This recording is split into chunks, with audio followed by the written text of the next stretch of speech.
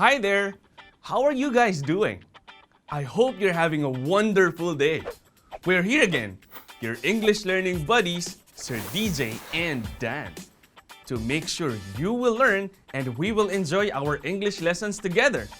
So make sure you have your pen and your paper ready. Because once again, we will explore the wonders of the universal language. What are we waiting for? Let's get this show on the road.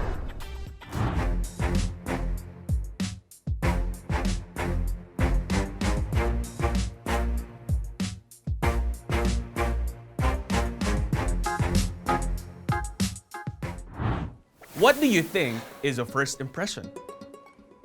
In psychology, a first impression is the event when one person first encounters another person and forms an initial mental image of that person. Do you remember the first day of classes when some of your classmates thought that you were not that friendly? They hesitated to greet and approach you because they were afraid you wouldn't greet them back. And then, as you guys started to get along very well, they realized that you're actually friendly and nice. We all have had that kind of experience. The first impression an individual gives other people could greatly influence how he is treated and viewed in all aspects. Also, the impressions you give others could also reflect your own personality. Now let's see how good you are in giving first impressions. Let's play Give Me a Word That's Not Absurd. Dan will be introducing some of his friends to us. And just like what the title of this game implies, describe them in one word. But you have to make sure that the word that you will give is appropriate and it will not hurt anyone. Can you do that? I'm sure you can. Let's go! Here's Dan's first friend. She is Steph. What can you say about her? Give me a word that's not absurd. Let me guess. Your words could be, pretty, cute, studious, cool, fashionable, and more. Good one, guys. Let's try Ivan. What can you say about him? Give me a word that's not absurd.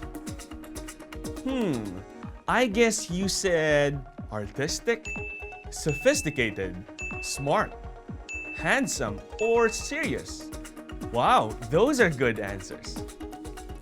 What about KC?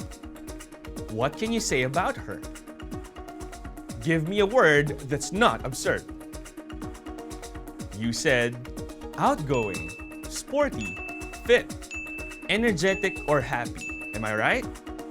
Great work, guys! Isn't it amazing how our minds can quickly tell a person's traits just by looking at them? It's just like magic, right? Keep in mind that we should always be careful in what we say about other people because we will never get a second chance to make or to give a first impression. Let's try the next one. He is Dave. Now, what can we say about him? Give me a word that's not absurd. What's that? He looks rich, smart, hardworking, formal, or successful maybe. Nice. Now let's try the last one. Let's take a look at Fred. What can we say about him? Remember the title of our game? Give me a word that's not absurd. As I have said a while ago, you have to make sure that the word that you will give is appropriate and it will not hurt him in any way. I wonder what your answers are. Is it hard? Okay, to help you guys come up with a better answer, let's try to take a look at what they do. I'll answer the first one for you. Steph is a student. What about Ivan? You're right. Good guess. Ivan is an artist, a graphic artist. What about KC? What do you think, guys? Wow, how did you know that? She is an athlete. Good. Let's go to Dave. What do you think of Dave? What does he do?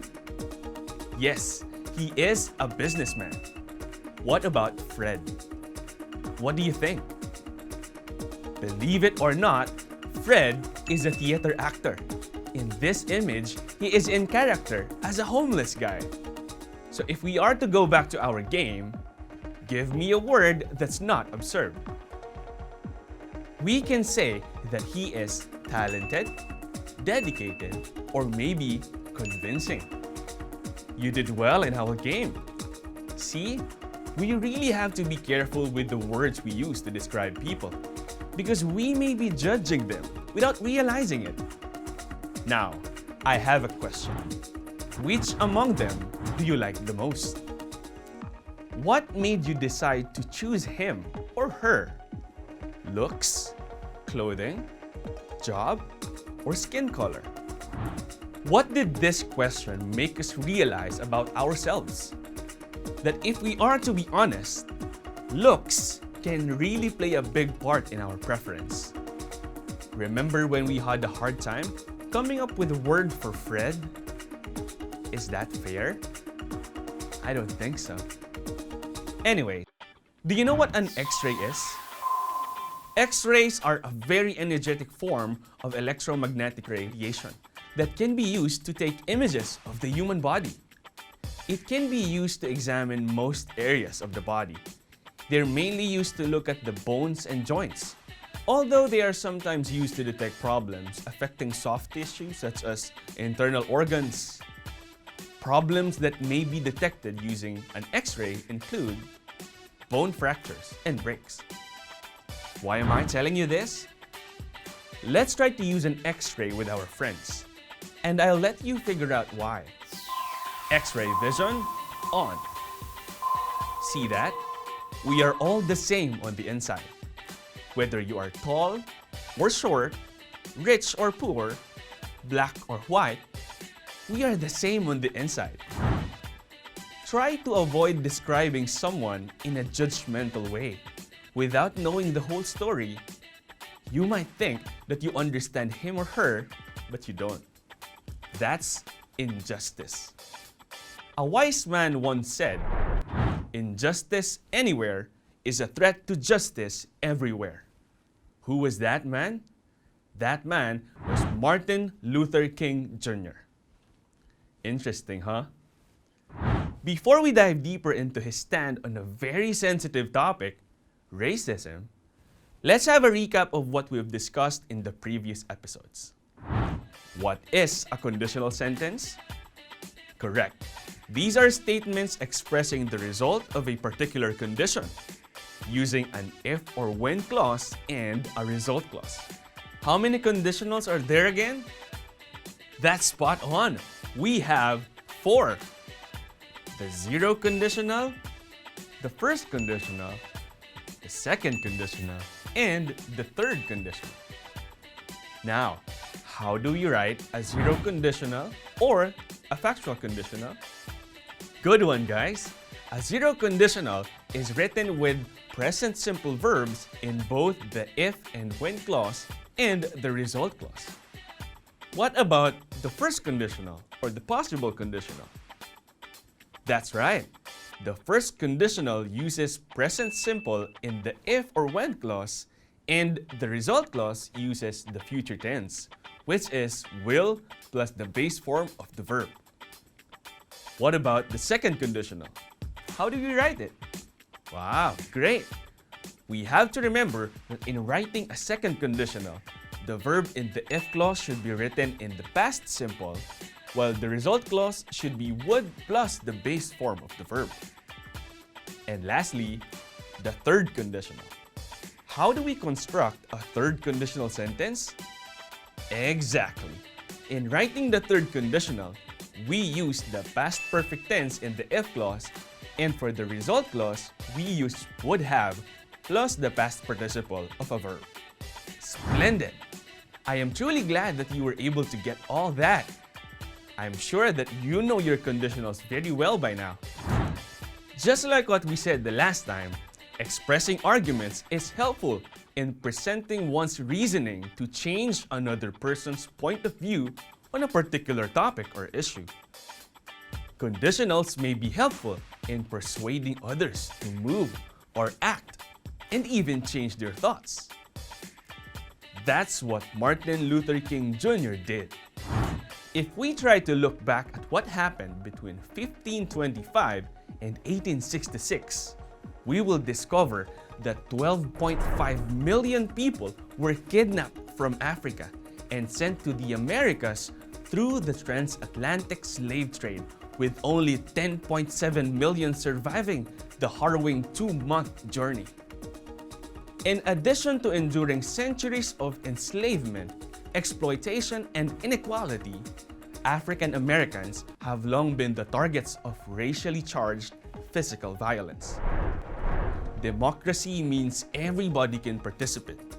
It means you are sharing power with people you don't know, don't understand, and might not even like, said the National Museum of American History curator Harry Rubenstein in 2017.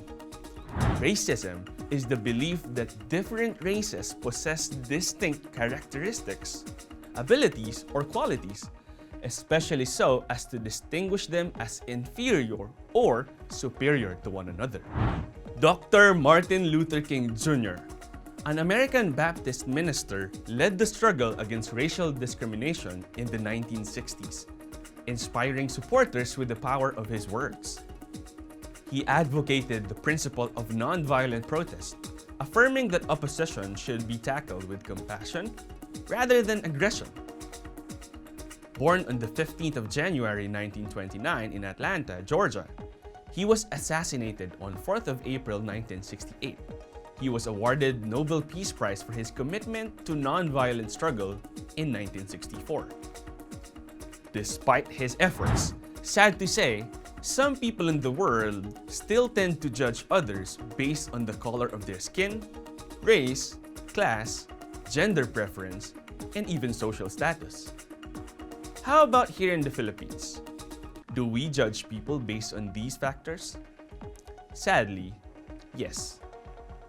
Let's just ask ourselves, why is it that we have so many whitening products?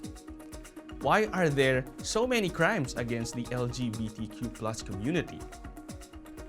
Who do you think suffered the most during this pandemic? You're right, the poor Filipinos.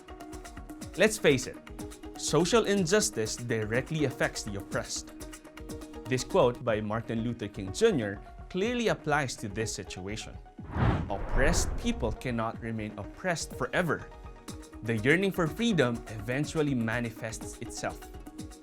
So instead of hating, I think the best weapon to combat racism is love. Try to take a look at these eggs. One is white, the other is brown. Obviously, they look different on the outside, but if we break them and put them in a bowl, can we still identify them? I don't think so. So can we just keep this thought in mind? That we are the same on the inside no matter what the color of our skin is, or what our status in life may be. False mentalities are hard to fix. It's everywhere. It's inherited, it is in the social media, it is commercialized, and it is a part of our culture. But if we work together and do our part, whether it be big or small, we can achieve equality and justice. We have a long way to go, but remember, a 1,000-mile journey begins with a single step. And that single step is to be nice to everybody. And instead of judging people, let's develop an inclusive attitude. Make people feel that they belong, no matter who they are. Remember, systematic problems require systematic solutions. We have to do our part. Now for our activity, you will try to write your opinion on certain topics using conditionals. I will be reading some lines from Martin Luther King Jr.'s speech entitled, "I Have a Dream." You will then try to complete my conditional sentence and write your answers in your notebook. Are you ready? Let's play hand in hand, let's express our stand.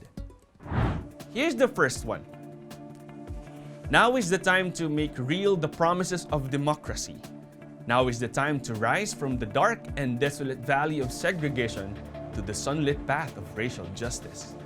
Now is the time to lift our nation from the quicksand of racial injustice to the solid rock of brotherhood. Did you get that? Now here's my conditional sentence. If social injustice had not existed, the African Americans would have blank. Taking a look at our sentence, what type of conditional is used here? You're right. This is a third conditional because it has the past perfect tense in the if clause and would plus have in the result clause. Good eye. Are you done writing your answers? Good. Here's my answer. If social injustice had not existed, the African Americans would have been treated with dignity and respect, and they would have not felt inferior compared to others. I'm sure your answers are good as well. Let's try the next one. I say to you today, my friends, even though we face the difficulties of today and tomorrow, I still have a dream. It is a dream deeply rooted in the American dream. I have a dream that one day this nation will rise up, live out the true meaning of its creed. We hold these truths to be self-evident, that all men are created equal. Wow, this statement sure is powerful. Here's my conditional sentence. If I were Martin Luther King Jr., I would blank. If you think this statement is a second conditional, you are correct. As you can see, the verb in the if clause is in the simple past, and there is a would in the result clause. This means that the verb after would should be in base form. Correct! Now, what is your answer for this one? If you ask me, this will be my answer. Hey, that's another conditional sentence. It's a first conditional. If I were Martin Luther King Jr., I would dream the same dream for the Philippines. Because we need to develop that kind of thinking, that all Filipinos are created equal. We should all hold on to this fact. So wasn't it inspiring to listen to and reflect on Dr. Martin Luther King Jr.'s speech? I hope you felt it in your hearts the way Dan and I did. And good job on keeping up with us too. But we're not quite done yet with Dr. King's speech, because we will also use an excerpt from this speech for your online assignment. MLK said, "When we allow freedom to ring, when we let it ring from every city, from every state, we will be able to speed up that day when all of God's children, black men and white men, Jews and Gentiles, Protestants and Catholics, we will all be able to join hands and sing in the words of the old Negro spiritual, 'Free at last, free at last. Great God Almighty, we are free at last.'" Using the hashtag #TheFilipinoDream to answer my question, what do you think will happen when Filipinos unite and respect differences? In the next episode, Dan and I will choose the best answers and we will share it with you guys. And that ends our episode today. That was a blast. I hope you had an amazing time with us, your English learning buddies, Sir DJ and Dan. Stay tuned because who knows, your output could be the next featured word here in our show. Always keep safe, guys, and as I always say, never stop learning because life never stops teaching. See you in the next one. Peace!